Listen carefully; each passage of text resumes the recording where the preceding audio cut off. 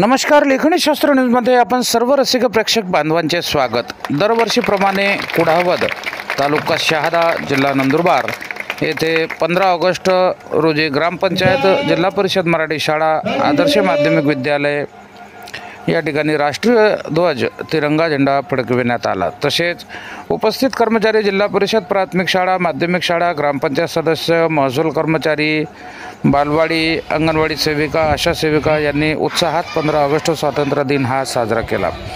तसेच भिल्लसेना ग्रुप यांच्याकडून जिल्हा परिषद शाळेतील विद्यार्थींना वही, पेन, सप्रेम भेट करण्यात आले।